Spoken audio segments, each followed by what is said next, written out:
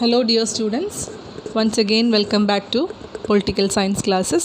We were discussing Government of India Act 1919 or Montague-Chelmsford reforms. So today we are going to discuss the changes in home government and also the changes happened in central legislature and also in provinces. Okay. Now let us discuss it one by one. First of all, changes in home government. First one was a High Commissioner for India was to be appointed to safeguard the interest of Indian trade and that of Indian students abroad. അപ്പം ഒരു പുതിയ നിയമനത്തിനു കൂടെ ഉത്തരവാവുകയാണ് ഒരു high commissioner. അദ്ദേഹത്തിനെ നിയമിക്കുന്നത് ലണ്ടനിലാണ്. Indian trade, purchase of stores, machinery etcetera. പിന്നെ Indian students പുറത്ത് പഠിക്കുന്ന, ലണ്ടനിലൊക്കെ പഠിക്കുന്ന ഇന്ത്യൻ സ്റ്റുഡൻസിൻ്റെ സേഫ്റ്റിക്കും കൂടെ വേണ്ടിയിട്ട് ഒരു ഹൈ കമ്മീഷണർ അപ്പോയിൻ്റ് ചെയ്യണം എന്നുള്ളൊരു തീരുമാനമാണ് ആദ്യത്തേത്. Next one was the secretary of the state's power over provincial level administration was limited. പ്രോവിൻസുകളിൽ, അതായത് പ്രവിശ്യകളിൽ സെക്രട്ടറി ഓഫ് ദ സ്റ്റേറ്റിനുണ്ടായിരിക്കുന്ന പവറൊക്കെ കുറച്ചുകൊണ്ടുള്ള ഉത്തരവായിരുന്നു അടുത്തത്. Next is the council membership was fixed between 8 to 12.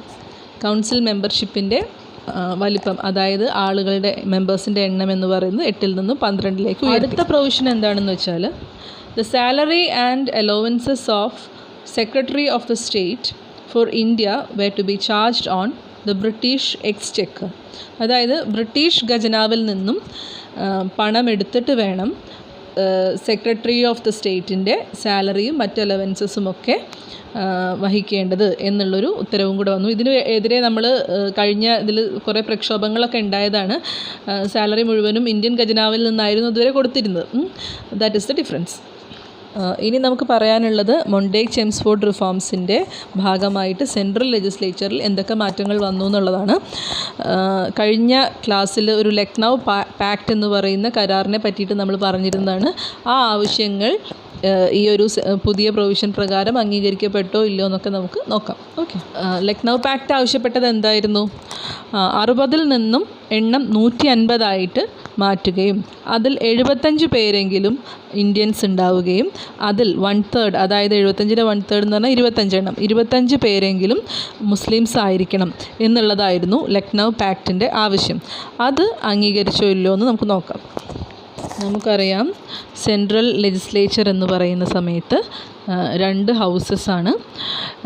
The central legislative assembly, that is the lower house, and the council of the state, that is the upper house. അപ്പം ഇതിൽ മുൻപുണ്ടായിരുന്ന എണ്ണത്തിൽ നിന്നും വ്യത്യസ്തമായിട്ട് കൗൺസിൽ ഓഫ് സ്റ്റേറ്റിലെ മെമ്പേഴ്സിൻ്റെ എണ്ണം 60ഉം legislative അസംബ്ലിയിലെ മെമ്പേഴ്സിൻ്റെ എണ്ണം 145 ഉയർത്തുകയാണ് ഉണ്ടായിരുന്നത്. നിങ്ങളുടെ ടെക്സ്റ്റിൽ അത് 144 എന്നാണ്, തെറ്റാണ്. It is 145. ഓക്കെ, അങ്ങനെ നമ്മുടെ ലക്നൗ പാക്റ്റിൻ്റെ ഒരു ഡിമാൻഡ് അംഗീകരിക്കപ്പെടുകയാണ് ഉണ്ടായത്.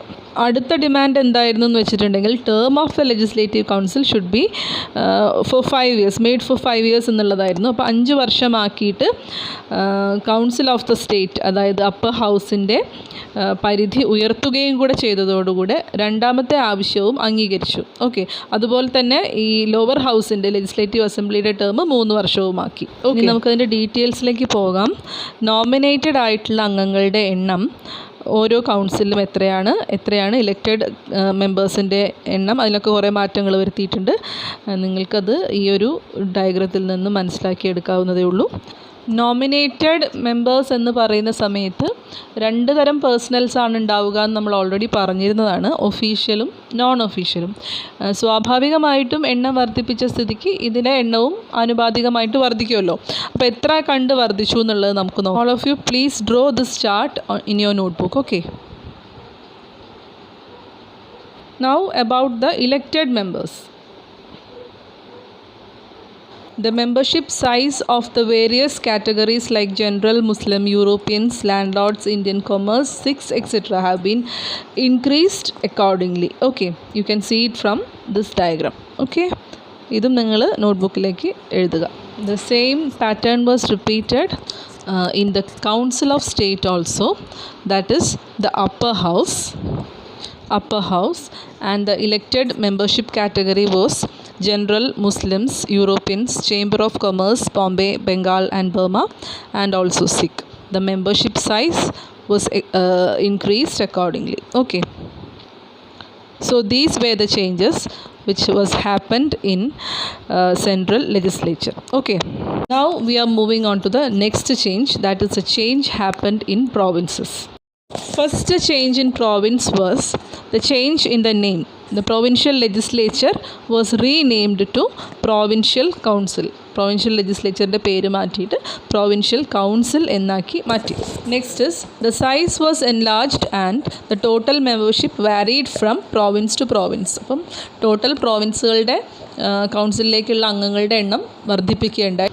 അതിൽ തന്നെ അത് കൂടാതെ 70% അംഗങ്ങൾ ഡയറക്റ്റ് ഇലക്ഷനിലൂടെയും 30% ഗവർണറുടെ നോമിനേഷനിലൂടെയും വരുന്നവരായിരിക്കും എന്നൊരു പ്രൊവിഷനും കൂടെ കൊണ്ടുവന്നു. Okay. The most important change made by the Act of 1919 was the establishment of diarchy at the province. Diarchy has been derived from a Greek word di and archy, which means double rule. Okay. അതായത് ദ്വിഭരണം. എന്തിനായിരുന്നു ദ്വിഭരണം ഏർപ്പെടുത്തിയത്? അതിൻ്റെ പ്രധാനപ്പെട്ട objective എന്താണെന്ന് വെച്ചിട്ടുണ്ടെങ്കിൽ തദ്ദേശവാസികളെ self government ആക്റ്റുകൾ പരിശീലിപ്പിക്കുക എന്നുള്ളതിന് വേണ്ടിയിട്ടായിരുന്നു. Okay. അപ്പം ഈ ഒരു കാര്യത്തെ മുൻനിർത്തിക്കൊണ്ടായിരുന്നു ഡയാർക്കി എന്ന് പറയുന്ന ഒരു സിസ്റ്റം ഇൻട്രൊഡ്യൂസ് ചെയ്തത്. Under this system the provincial subject were divided into 2 heads. Reserved സബ്ജക്റ്റും ട്രാൻസ്ഫേർഡ് സബ്ജക്റ്റ് എന്നും 2 ഹെഡിലേക്ക് നമ്മുടെ പ്രൊവിൻഷ്യലിൻ്റെ സബ്ജക്റ്റുകളൊക്കെ മാറ്റുകയാണ്. റിസർവ് സബ്ജക്റ്റിൽ ഉൾപ്പെട്ടിരുന്നത് finance, land revenue, justice, police, prison എന്ന് പറയുന്ന വകുപ്പുകളെല്ലാം തന്നെയാണ്. ഇനി ട്രാൻസ്ഫേർഡ് സബ്ജക്റ്റിലാണെങ്കിൽ local self government, education, medical administration, public health etcetera. അപ്പോൾ ഇത്രയുമാണ് നമ്മുടെ 1919 ആക്ട്, അതായത് മൊണ്ടേഗ് ചെംസ്ഫോർഡ് റിഫോംസിൻ്റെ പ്രൊവിഷൻസ് എന്ന് പറയുന്നത്. എല്ലാവരും നോട്ട് എഴുതുക, നന്നായി പഠിക്കുക. Okay, thank you all.